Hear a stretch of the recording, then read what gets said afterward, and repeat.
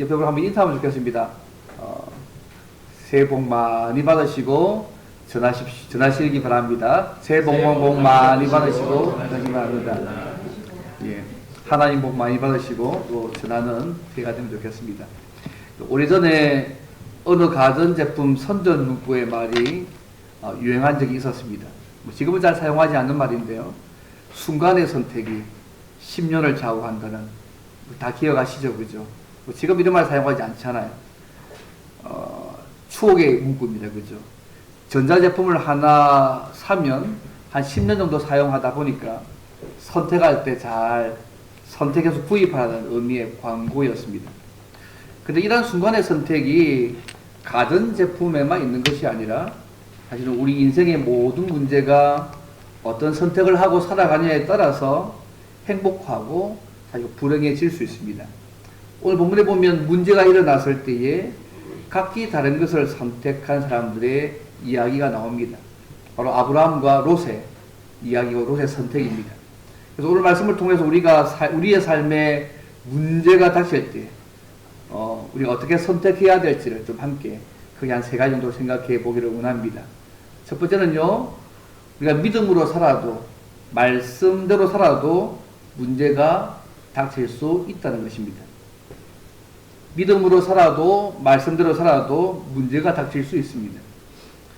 약속의 땅에 큰 기근이 들어서 애굽에 내려간 아브라함이 하나님의 약속보다는 자기 꾀와 상황적인 논리로 살다가 결국 아내를 바로에게 빼앗기게 되었지 않습니까? 하나님이 그와 한 약속 때문에 사례를 빼내오는 사건을 그가 경험했습니다. 그 사건을 통하여서 어떤 어려운 가운데 속에서도 끝까지 믿음으로 사는 것이 얼마나 중요하고 우리의 구원이 우리의 믿음 때문이 아니라 전적인 하나님의 신실하게 있음을 그가 깨달았습니다. 어쨌든 하나님이 보호해 주심으로 큰 재물을 가지고 나온 아브라함이요, 다시 약속의 땅에 와서 처음으로 하나님의 약속만을 의지하며 살겠다는 고백이 담긴 제단을 베델과 아이 사이에 샀습니다. 4절 말씀입니다. 어쨌든 애굽에서 하나님을 체험하고 난 이후에 더욱 굳건하게 믿음에 서 있는 이런 아브라함에게 다시 중요한 문제가 닥치는 사건이 오늘 본문의 말씀입니다. 이 문제가 언제 아브라함에 닥치오는지 아십니까? 우리 한글에 잘 나오지 않는데 원어에는요, 원어에는 5절 앞에 그때라는 말이 있습니다. 그때에 이런 일이 일어났다고 5절에 말씀합니다.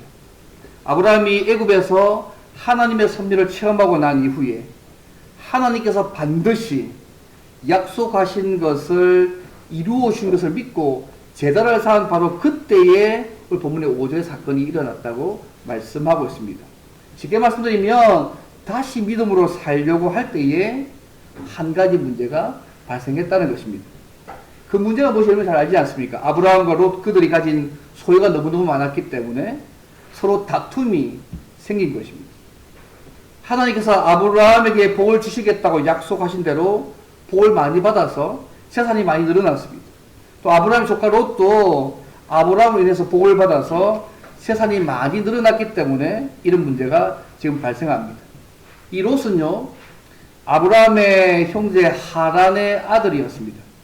이 하란이요, 아버지 데라보다 일찍 갈대우르에서 죽었기 때문에 죽었습니다. 창세기 11장에 나오는데요. 이 아브라함과 롯의 관계가 단순히 삼촌과 조카의 관계만은 아니었던 것 같습니다. 롯을 아마 아들처럼 데리고 아마 살았을 것이고요.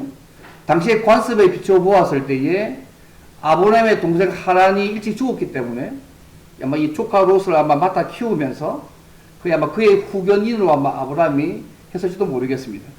특히 아들이 없었던 이 아브라함에게는 어쩌면 이 둘의 관계인가 삼촌과 조카 이상의 관계였을지도 모르겠습니다. 어쨌든요, 이런 아브라함과 롯의 관계에 문제가 생겼습니다.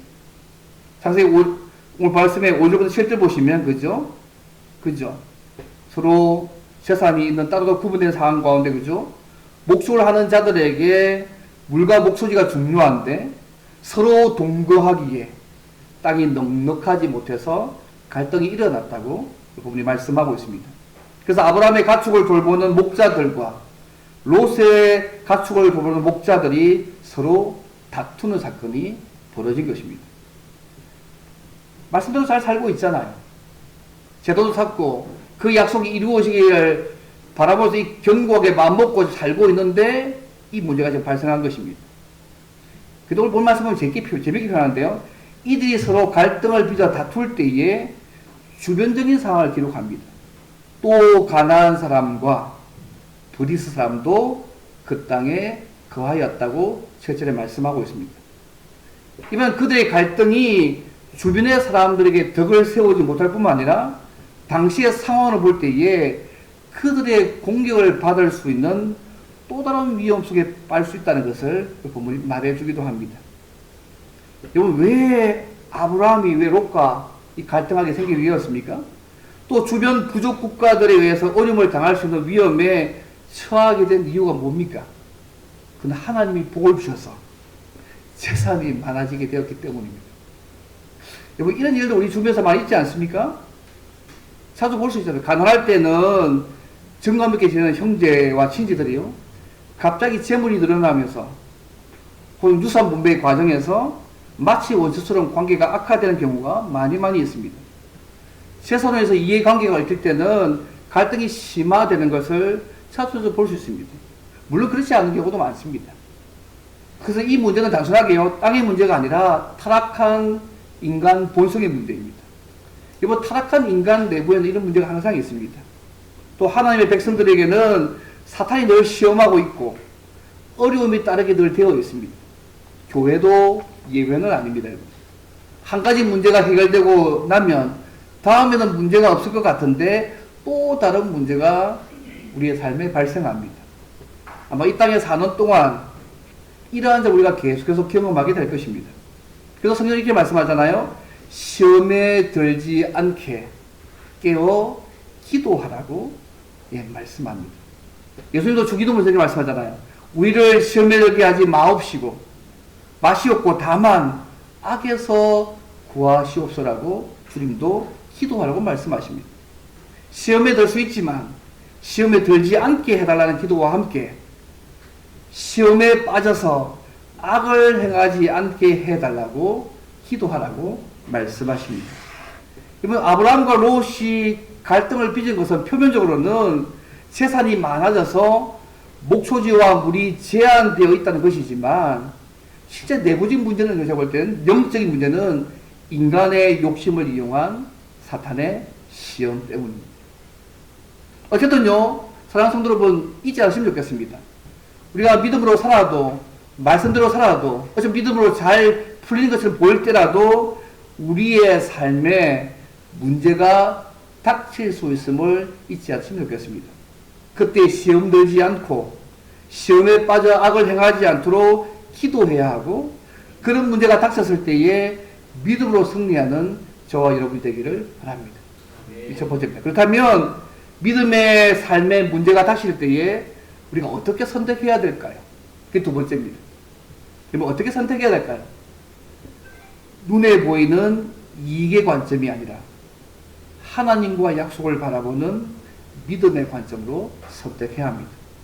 눈에 보이는 이익의 관점이 아니라 눈에 보이지 않지만 하나님과 약속을 바라보는 믿음의 관점으로 선택해야 합니다. 지금 아브라함이요, 믿음이 회복됐잖아요. 하나님의 약속을 믿는 믿음이 회복되는 이 아브라함이 이 문제를 어떻게 지금 풀어갔을 것 같습니까? 아브라함이 그의 조카 롯을 불러서 한 가지 제안을 합니다. 그 말씀이 이번에는 8절과 9절 말씀입니다. 우리가 한 친족이다. 서로 다투지 말지하게 하자. 온 땅이 있으니까 나를 떠나라. 내가 자하면 내가 우하고 내가 우하면 내가 자하리라고 그렇게 얘기합니다. 아브라함은 그의 조카 롯에게 먼저 선택권을 주었다는 것입니다. 사실 한쪽이 다른 쪽보다 물도 넉넉했습니다. 그래서 한쪽이 더 토양이 기름지고 목소지가 많았을 것이라고 짐작할 수 있습니다. 우리가 상식적으로 생각할 때에 이거 그렇잖아요. 그림 하나 보여주시겠습니까? 이 그림 맞는지 모르겠는데요. 한번 보여주세요. 요 상황이 같아요. 밑에 보시면 밑에가 이제 아브라함이 살았던 가나안 땅의 전 네게부 지역이고 요 옆에 요단 부분이 있거든요. 아마 이렇게 눈에 보는 이런 시각이 아니었을까 이렇게 생각한 부분입니다. 어쨌든요, 아브라함이 먼저 조카 롯에게 선택권을 주고 있습니다. 근데 문제는 뭐냐면 그 당시에요, 연장자인 아브라함이 먼저 선택권을 가진 것이 당연한 이유였습니다. 다시 족장은요, 가족과 관계된 모든 것을 주장하는 제3의 권리를 가진 사람이었기 때문에 왕적인 권리를 가지고 있었습니다.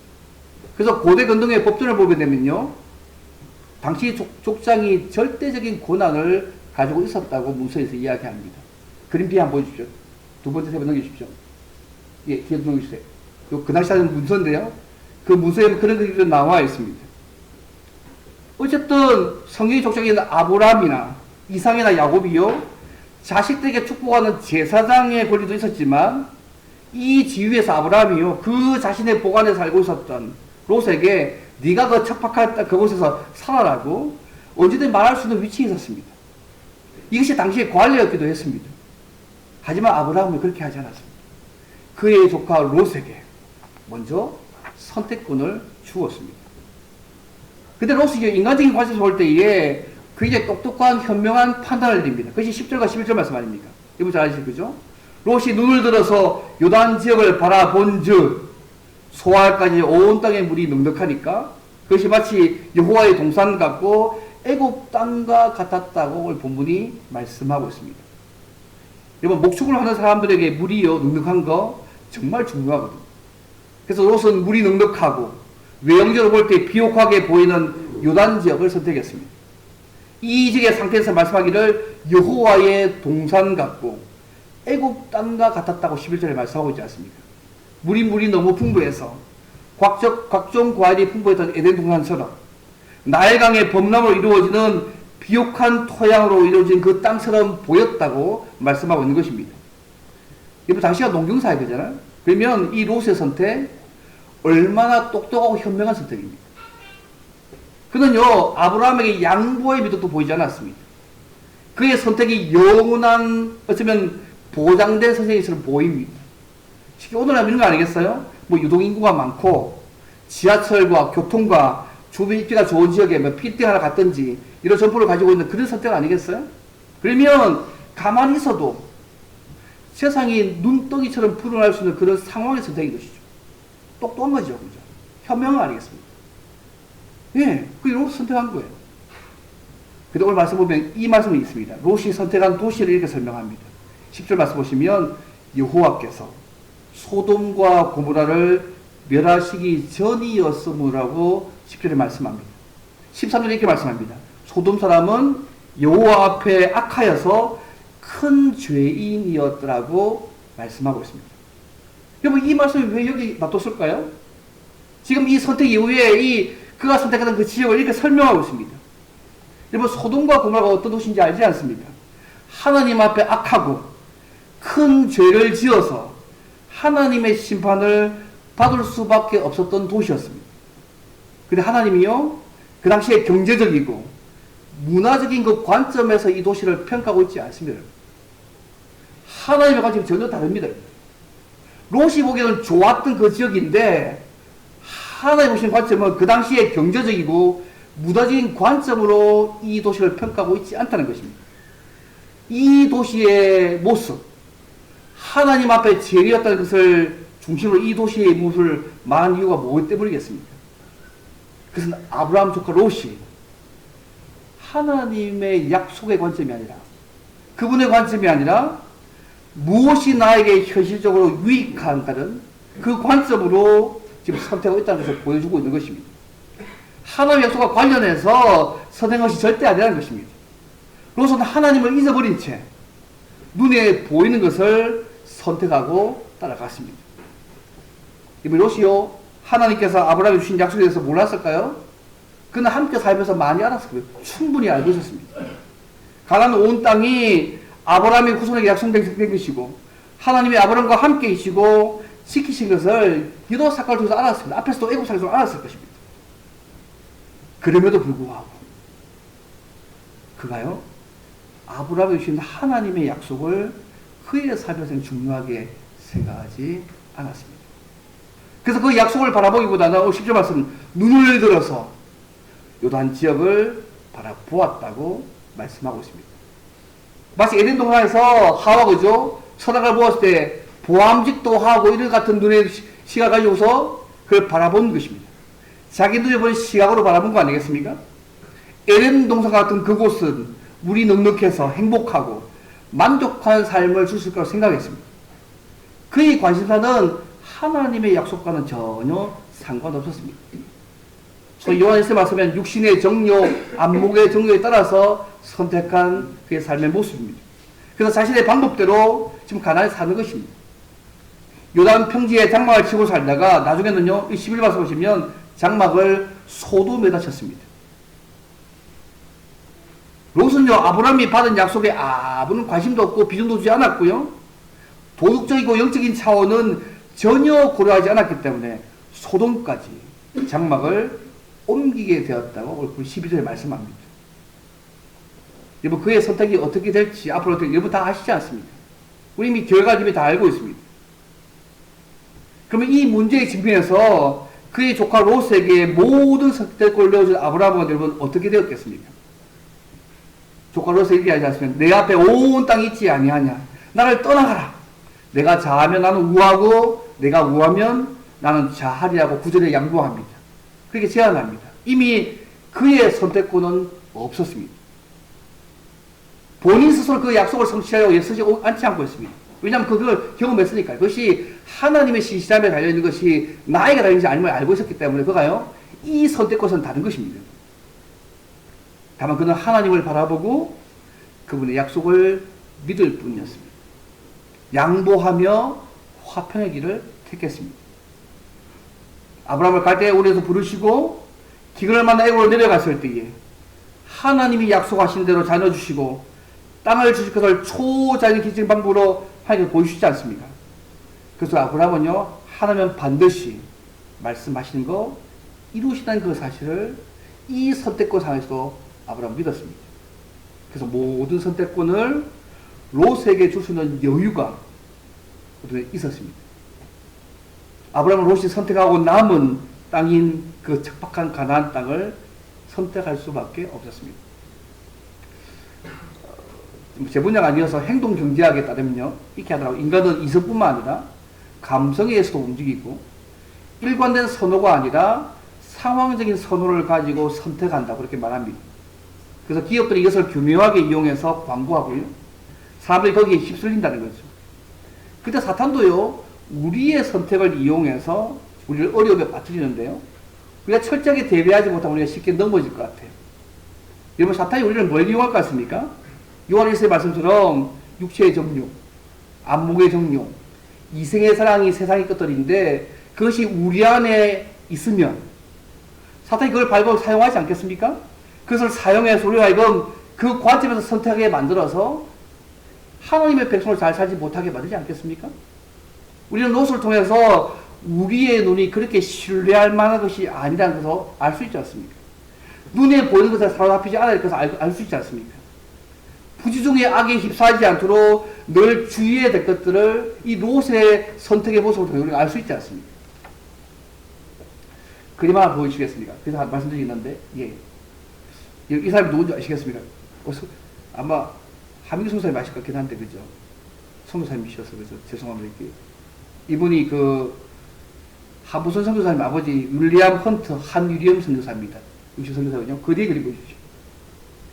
이 한부선 선교사님, 그죠? 우리 신학교에 신학 교수 잠시 했다가 그죠?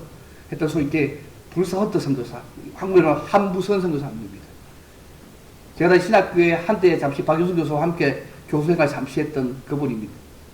이분이 한국 선교를 위해서 만주에서 일하다가요, 신사삼배 반대로 1941년도에 10월쯤에 일본 경찰에 연행되어져서 옥에 갇혔을 때의 일입니다. 겨울이 되니까 날씨가 춥잖아요. 그래서 외또 한불만으로 이 감옥에서 지내야 되니까 요를 좀 넣어달라고 부탁을 했습니다. 그러니까요, 요는 주지 않고 하루는 이 소장실 입구에서 일본인을 불러서 갔는데 하는 말이 뭐냐면, 미국에 돌아가기를 원하냐고. 우리가 당신을 보내기서 약속은 못하지만 만약 갈 수 있다면 미국으로 돌아가겠냐고. 그래서 돌아가도 자꾸 권유하는 거죠. 왜냐면 많은 선교사들, 몇 명의 선교사들 자체가 감옥에서 일단 모욕을 받고 난 이후에 그 당시 한국을 떠난다는 조건으로 집행유예를 선고받은 분들이 그 당시 좀 있었거든요. 그래서 똑같게 요구한 거예요. 근데 요도 주지 않고 그 요구를 하면서 사람이 자기에게 미국 떠나기를 원하냐고, 이 한국 떠나서 미국 돌아가기를 원하냐고 요구하는 거예요. 근데 이 선교사님이요, 이렇게 했대요. 결정하기를 내 자신의 안전을 생각하면 나는 미국으로 돌아가고 싶지만 내가 선교사로서 하나님께서 이 나라에 나를 보내실 것을 내가 확신하기 때문에 내가 있어야 할 곳은 바로 여기다. 이 얘기를 실제 얘기를 들은 적이 있습니다. 저는 많이 몇 번 했는데 왜 이 헌터 선교사님이 굳이 왜 이 선택을 했을까요? 자신의 안전보다 하나님의 부르심과 그분의 뜻이 더 중요했기 때문에 그런 상황 가운데 그런 선택한 것이 아니었을까? 저는 그렇게 생각해 봅니다.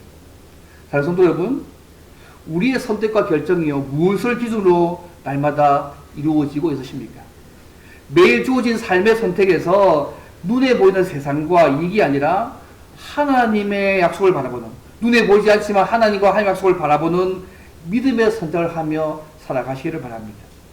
세상에 속한 육신의 정욕, 안목의 정욕, 이생의 사랑이 우리의 선택을 좌지우지하는 기준이 되지 않도록 늘 조심해야 합니다. 매일 주어진 삶의 선택에서 이것이 정말 하나님 보시기에 좋은지를 늘 생각하며 선택해야 될 것 같습니다. 때로는 이 선택이 초라하게 보이고 당장 표가 나지 않고 손해를 보는 일처럼 볼 수 있지만 하나님께서 그 선택이 복된 결정이었음을 우리의 삶 속에서 드러내실 것입니다. 날마다 어떤 상황에서도 믿음의 선택을 하며 살아가는 저와 여러분이 되길 바랍니다. 세 번째입니다. 그러면 아브라함과 롯이 선택한 이후의 삶이 여러분 어떻게 되었을까요? 오늘 본문에 기록하지 않지만 이후의 성경을 보게 되면 아브라함은 하나님의 약속을 누리게 되고 롯은 한마디로 망합니다. 근데 재미있는 것은요, 아브라함이 받은 약속과 그 약속을 믿고 사는 삶의 현재 모습이 초라하게 보인다는 것입니다. 반면에 믿음과 하나님의 말씀의 원리를 떠난 그 삶이 언제나 처음에는 풍요와 발전을 약속하는 것처럼 좋아 보인다는 것입니다. 외형적으로 볼 때 롯은 물이 많고 풍요를 보존하는 조건과 같은 요단들과 소돔과 고모라를 선택했습니다. 하지만 아브라함은 그 반대편인 가나안을 차지했습니다. 근데 롯이 떠난 뒤에 하나님이 다시 나타나셔서 다시 약속을 재확인해 주셨습니다. 그것이 14절부터 17절의 말씀 내용입니다. 하나님께서는 다시 자손을 다시 약속해 주셨습니다. 아브라함의 자손을 땅의 티끌같이 많게 할 것이라고 약속하셨습니다. 그리고 사람의 땅의 티끌을 능히 셀 수 있다면 내 자손도 능히 셀 수 있을 것이라고 16절에 말씀합니다. 여러분, 땅의 티끌을 여러분 셀 수 있습니까? 흙먼지? 못 셉니다. 땅의 티끌을 셀 수 없다면 너의 자손들도 그와 같이 셀 수 없어도 많이 주시겠다는 그 약속의 말씀입니다. 또 땅에 대한 약속도 구체적으로 주셨습니다. 17절 말씀에 종과 행으로 두루 다녀가라고 내가 그것을 내게 주리라고 자손과 땅에 대한 약속을 아브라함에게 다시 하셨습니다. 근데요, 가진 말이 없습니다. 다시 하나님 바라보고 그 약속만 신뢰하도록 하나님이 이렇게 하시고 있다는 것입니다. 누구도 이렇게 하면 그러다가 참 하나님이 참 한뜻이 주고 얘기하지 그냥 말로만 다 하고 있다고 전부 다. 자손도 그렇고 땅도 그렇고 결국 내 바라보고 내 남은 의지하고 따라오라는 얘기잖아요. 그거 하고 있다고. 누구 그런 말씀 하시던데요. 어쨌든 아브라함이 이 약속의 말씀을 듣고 장막을 옮겨서 헤브론에 있는 마므레 상수 숲을 근처에 가면서 여호와의 단을 쌓았다고 18절 말씀에 이야기하고 있습니다. 이번 제단을 쌓는다는 의미가 뭘까요? 지금 현재 아무것도 손에 잡힌 것이 없지만 하나님께서 약속하신 거 반드시 이루실 줄 믿습니다. 그 고백 아닙니까? 그죠? 오늘 우리가 하면 예배 아니겠습니까?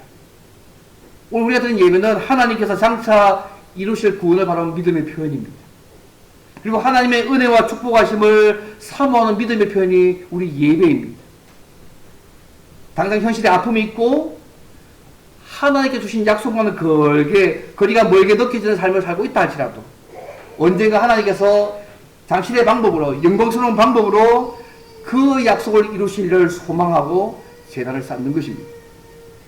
그 결과는 당장 보이지는 않지만 가장 아름답고 영광스러운 일이 되게 하실 것입니다. 여러분, 이것을 믿으십니까? 주님을 따라가면서 있어서 그것이 아브라함의 바라보다 중요한 부분입니다. 이후의 결과에서 성경을 보면 하나님이 아브라함에게 약속하신 대로 자손도 주시고 땅도 주시고 그로 인해 모든 민족이 복을 받게 하셨습니다. 반대로 현재 이익에만 관심도 선택하던 롯은요, 그가 겉으로 비중을 두었던 그 세상의 재물을 다 뒤에 두고 소돔에서 도망쳐 나오지 않으면 안 되는 상황에 처하게 됩니다. 세상의 재물에 더 미련을 갖던 그의 아내는 소금기둥이 되었습니다. 근데 우리가요, 한 가지 생각할 부분이 올 수가 있습니다. 이 롯을요, 성도의 반열에서 제외시켜서 생각할 수 없다는 것입니다. 롯이 불신자입니까, 여러분? 불신자가 아닙니다. 비록 그가 하나님의 약속을 생각하지 않고 눈앞의 이익에 따라서 요단을 선택했지만, 이번 베드로후서 2장 7절 이렇게 말씀합니다. 고통당하는 의로운 롯이라고 성경이 말씀하고 있음을 주의해볼 필요가 있습니다. 그래서 우리 롯을 이해할 때에 하나님의 택한 성도이지만 하나님의 약속에 큰 비중을 두지 않고 살았던 한 인물의 모습을 보는 것입니다. 제가 좋아하는 인물 같은 인물이 있습니다. 그 다음 읽어주십시오. 이 사람이 만든 적을 했습니다. 사진이 없어가지고, 예, 그 다음 읽어주십시오. 예, 데이비드 브레이더. 제가 제일 좋아하는 인물입니다. 데이비드 브레이너인데요. 저보다 다 일찍 다 돌아가셔가지고, 프리스턴 신학교를 우수한 성적으로 졸업하고, 인단 선교 다니다 기력으로 죽었던 인물입니다. 그의 인생이 끝난 것 같았지만, 세상으로 실패한 인생처럼 보이지만, 그러나 그를 통해서 윌리엄 캐리 같은 현대 선교의 아버지나 헨리 마틴 같은 수많은 사람들에게 선교의 불을 붙이는 통로가 되었고요. 지금까지도 수많은 사람에게 영적인 돈을 주고 있는 인물입니다. 우리는 이런 사람을 실패한 인생이라고 말하지 않지 않습니다. 그 당시 그렇게 보이지 모르겠지만, 저는 그가 한 말 가운데 이 말들을 생각해 봅니다. 한 영혼을 주님께 인도할 수 있다면 내가 어디에 있든지, 어떻게 살든지, 또 무엇을 견디게 되든지 나는 관계치 않노라. 잠을 자면 저도를 꿈꾸고, 잠을 깨면 첫 번째 드는 생각이 잃어버린 영혼들이라. 아무리 박식하고 능란하며 또 심오한 설교와 청중을 감동시키는 웅변이 있을지라도 그것이 결코 인간의 심령에 대한 뜨거운 사랑의 결핍을 대신할 수는 없다고. 요한일서 5장 4절 말씀 기억하세요? 무릇 하나님께로부터 난 자마다 세상을 이기느니라. 세상을 이기는 성리는 이것이니 우리의 믿음이니라. 고린도서 5장 7절 말씀. 이는 우리가 믿음으로 행하고 보는 것으로 행하지 아니함이로다. 사랑하는 성도 여러분, 어디에 더 많은 관심이 있으십니까? 세상 사람들의 시야는 눈으로 볼 수 있는 것, 그것이 돈이 되었던, 직업이 되었던, 차가 되었던, 집이 되었던, 땅이 되었던 그런 데서 가치 매김을 가집니다. 그래서 그들은 보이지 않는 믿음의 세계를 절대 볼 수 없습니다. 그러나 믿음의 시야는 하나님이 살아계신다는 것, 하나님을 찾는 자들에게 상 주시는 힘을 보게 합니다. 심지어 우리 믿음의 조상들은 예수님을 선택한 그 일로 인해서 생명을 잃는다고 해도 부활의 생명이 있음을 보기 때문에 땅의 것에 우선적인 관심을 두지 않았습니다. 그럼 오늘 보면 롯은요, 세상의 재물에 믿음의 시야를 잃어버리고 말았습니다. 사실 우리는 매일매일 선택하며 살아갑니다. 아침에 일어나서 무슨 옷을 입을까 하는 것부터 시작해서 많은 것을 선택합니다. 그러나 그 어떤 선택보다도 현재의 안위에 집착하지 말고 영원한 미래를 보시기를 바랍니다. 장래에 우리가 하나님 앞에서 어떤 축복을 받으며 어떻게 하나님을 만날 수 있을까를 생각하며 선택하시기 바랍니다. 롯은 현재 눈앞에 있는 이익과 어쩌면 실용적인 관점으로 보았지, 아브라함이 받은 약속과 그 약속이 담고 있는 하나님 나라와 그 축복을 그는 보지 못했습니다. 이것을 볼 수 있는 사람만이 하나님의 복을 누릴 수 있습니다. 우리가 날마다 이런 영적인 눈이 날마다 열려지기를 바랍니다. 매일 선택의 삶 가운데 롯처럼 아브라함의 곁에서 하나님의 약속과 은혜를 경험했지만 막상 현실에서는 실용주의나 편리주의나 자기에게 오게 될 이익의 관점에서 선택하지 않기를 바랍니다. 비록 아무것도 잡은 것도 없는 상황과 현실이라고 하더라도 하나님의 신실하심과 그분의 약속을 바라보시기를 바랍니다. 여러분, 그 약속을 바라보는 중요한 삶의 원리를 우리 가지고 있지 않습니까? 하나님 중심, 성령 중심, 교회 중심의 원리입니다. 우리가 하는 결정이 하나님을 기쁘시게 하는 일이고 성령의 원리에 맞는지, 우리가 하는 결정과 선택이 교회의 유익을 구하는 일인가를 날마다 기도하며 생각하시기를 바랍니다. 날마다의 선택에서 하나님의 영광과 교회의 유익을 위해서 선택하시기를 바랍니다. 더 안락하고 편안한 삶보다 하나님의 약속대로 우리의 미래를 책임져 줄 것을 믿고 그분 나라를 바라보고 날마다 살아가시기를 바랍니다. 이런 사람이 때로는 세상 사람들의 시각에서 볼 때 어리석은 사람처럼 보인다 할지라도요, 그분 바라보고 말씀 따라 살고 하나님과 교제하고 예배를 즐거워하고 교회에서 성도들과 교제하기를 기뻐하고 하나님의 뜻을 이 땅에 이루기를 기뻐하는 삶을 사는 자들에게 하나님의 예수님 안에서 성령을 통해서 축복하시고 상을 간섭하시고 선으로 인도해 주실 것입니다. 아브라함을 높이시고 그에게 하신 약속을 이루어 주셨듯이 우리의 삶에서 동일하게 이렇게 하실 것입니다. 이 사실 믿으십니까? 말씀을 읽겠습니다. 성도 여러분, 우리 인생을 살면서 큰 스택을 두 가지 해야 합니다. 어떤 면에서 우리가 사는 이 땅의 삶이 전부라고 생각하고 죽으면 끝난다는 현실을 선택하는 것. 또 하나의 삶은요, 이 땅이 전부가 아니라 이후에 반드시 영원한 세계는 하나님 나라가 있고 심판이 있음을 현실로 받아들이는 선택을 해야 합니다. 특히 설명절에 친지들을 만나게 될 것인데 아직 믿지 않는 친지들에게 예수님을 믿는 삶이 얼마나 복된 삶인지를 여러분의 삶으로 간증하시면 좋겠습니다.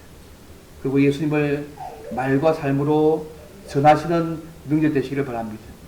그리고 오늘 말씀처럼 날마다 하나님과 약속을 바라보는 믿음의 선택을 하며 하나님의 말씀과 영광을 위해서 살아가심으로 하나님이 베푸시는 풍성한 은혜를 날마다 누리는 저와 여러분 되시기를 주님으로 바랍니다.